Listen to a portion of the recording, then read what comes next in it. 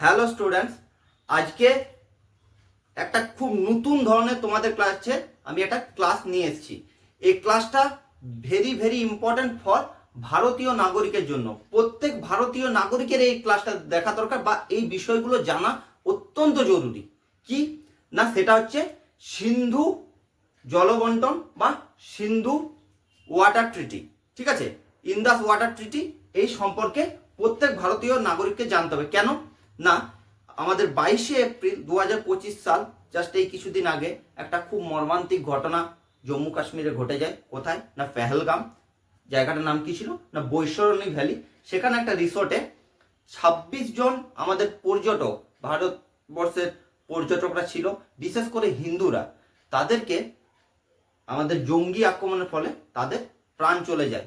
এবং এইটার জন্য ভারতবর্ষ এই যে সিন্ধু যে জলবন্টন বা সিন্ধু যে জল চুক্তি ছিল বা ইন্দাস ওয়াটার ট্রিটি, এটা আমাদের ক্যান্সেল করে দেয়। ঠিক আছে, সেটা ক্যান্সেল করার জন্য এই যে জলবন্টন সেটা কি ছিল সেটা তোমাদের প্রত্যেক নাগরিকের জানা উচিত।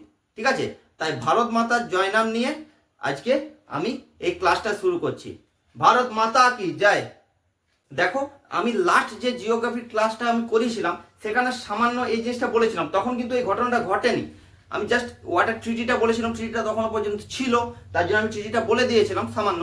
তোমরা চাইলে সেটা আমার এই চ্যানেলের ইন্ডিয়ান জিওগ্রাফি প্লেলিস্টে গিয়ে তোমরা দেখে নিতে পারো। তাহলে আজকে আমি শুরু করছি ইন্দাস ওয়াটার ট্রিটি। এটা কি সেটা আগে বলছি। দেখো দেখো সিন্ধু জল চুক্তি হলো ভারত ও পাকিস্তানের মধ্যে একটি জল বন্টন চুক্তি। তার মানে জলের বন্টনের একটা চুক্তি হয়েছিল, তাকে বলে সিন্ধু জল বন্টন চুক্তি, যা বিশ্ব ব্যাংক দ্বারা নির্ধারিত এবং আলোচনার মাধ্যমে সিন্ধু নদী এবং তার 5টি উপনদীগুলিতে উপলব্ধ জল ব্যবহারের জন্য করাচিতে স্বাক্ষরিত হয়। তাহলে সিন্ধু জল বন্টন চুক্তি কোথায় স্বাক্ষরিত হয় না, পাকিস্তানের করাচিতে স্বাক্ষরিত হয়।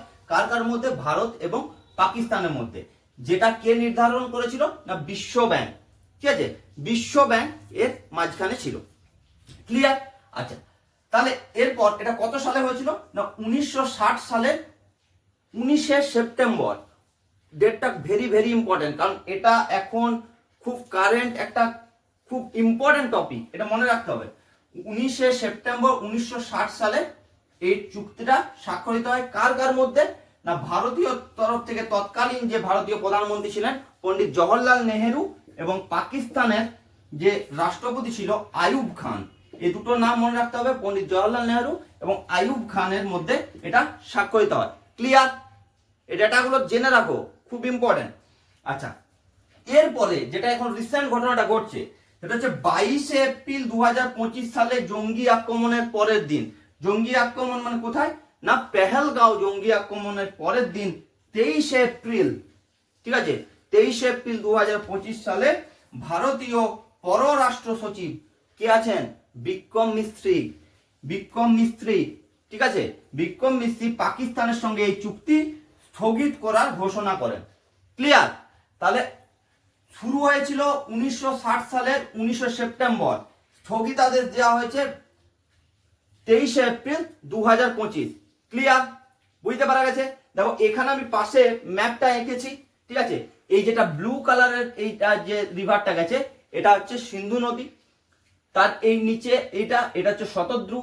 এই শতদ্রুর সঙ্গে যখন ছোট্ট একটা নদী মিশেছে সেটার নাম হচ্ছে ব্যাস।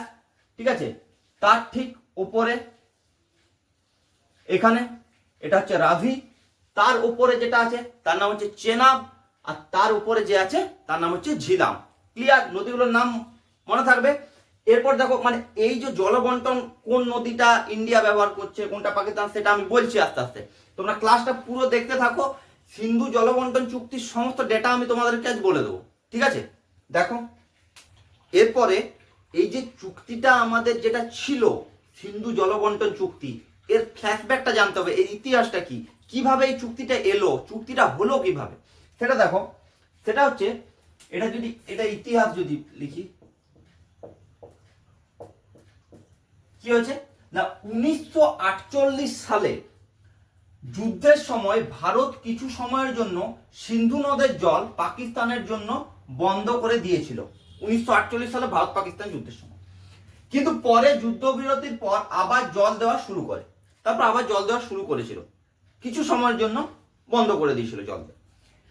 ফলে 1951 সালে পাকিস্তান বিষয়টি জাতিসংঘ ইউনাইটেড নেশনের কাছে নিয়ে যায়, মানে ইউনাইটেড নেশনকে জানায় যে ভারত তাদের জন্য জল বন্ধ করে দিয়েছে। কি বলেছিল না, ভারতকে পাকিস্তানের অনেক গ্রামে জল সরবরাহ বন্ধ করে দেওয়ার অভিযোগ করে। তার মানে পাকিস্তান অভিযোগ করেছিল যে পাকিস্তানের বিভিন্ন গ্রামে ভারত জল সরবরাহ বন্ধ করে দিয়েছে। এইটা নিয়ে একটা কমপ্লেন জানায় কোথায় না, জাতিসংঘ বা ইউনাইটেড নেশনের কাছে। কত সালে? 1951 সালে। 1948 সালে বন্ধ করে দিয়েছিল, 1951 সালে জাতিসংঘের কাছে পাকিস্তান এই কমপ্লেনটা জানায় ভারতের এগেনস্টে। এরপর জাতিসংঘের সুপারিশের ভিত্তিতে বিশ্ব ব্যাংক, যে মধ্যস্থতা ছিল বিশ্ব ব্যাংক, আমি একটু আগেই বললাম, 1954 সালে এই চুক্তিটি প্রণয়ন করে। তাহলে 1954 সালে এই চুক্তিটা তৈরি হয়ে গেছিল, কিন্তু তার 6 বছর পরে অবশেষে 1960 সালের 19 সেপ্টেম্বর এটা স্বাক্ষরিত হয়। তার মানে এই চুক্তিটা প্রণয়ন হয়েছিল কিন্তু 1954 সালে, এটা মনে রাখবে। স্বাক্ষরিত হয় 1960 সালে। ক্লিয়ার? তার মানে এটা ফ্ল্যাশব্যাকটা, ইতিহাসটা বোঝা গেছে। এই ডাটাগুলো জেনে রাখো, ঠিক আছে? এগুলো অজানা তথ্য, এগুলো জেনে রাখো। তার মানে 1948 সালে যুদ্ধের সময় জল দেওয়া বন্ধ করে দেয় ভারত। কাকে? পাকিস্তানকে। পাকিস্তান 1951 সালে জাতিসংঘের কাছে যায়, সেখানে ভারত এগেনস্টে কমপ্লেন করে যে পাকিস্তানের বিভিন্ন গ্রামে জল সরবরাহ ভারত বন্ধ করে দিয়েছে। এরপর 1954 সালে জাতিসংঘ বিশ্ব ব্যাংকে দায়িত্ব দেয়, 1954 সালে একটা চুক্তি তৈরি করে, যেটা 1960 সালে স্বাক্ষরিত হয়। ক্লিয়ার? তাহলে এরপর যে ট্রিটিটা ছিল, ঠিক আছে, সেই ট্রিটিটাতে কি বলা ছিল, ঠিক আছে, ভারতকে কি বলা হয়েছে, পাকিস্তানকে কি বলা হয়েছে, সেই সম্পর্কে জানবো। ঠিক আছে, সেটা দেখো। যে ট্রিটিটা, এই চুক্তিটা ভারতকে 3টি পূর্ব অঞ্চলীয় নদীর উপর নিয়ন্ত্রণ পেয়েছিল ভারত। ঠিক আছে, পূর্ব অঞ্চলীয় 3টি নদীর কি কি নাম? সেটা হচ্ছে, একটা হচ্ছে রবি, একটা হচ্ছে বিয়াস, একটা হচ্ছে শতদ্রু। ঠিক আছে, এই 3টে নদীর মোট জলের পরিমাণ প্রায় ধরো 41 বিলিয়ন ঘনমিটার, যেটা সিন্ধু যে নদী অববাহিকার যত নদী উপনদী আছে তার 30%, মাত্র 30% নিয়ন্ত্রণ পেয়েছিল ভারতবর্ষ। আর পাকিস্তান পশ্চিম অঞ্চলীয় নদীর উপর নিয়ন্ত্রণ লাভ করে যে 3টি, সেটি হচ্ছে, একটা হচ্ছে সিন্ধু, একটা হচ্ছে চেনাব, একটা হচ্ছে ঝিলাম, যার পরিমাণ কত ছিল?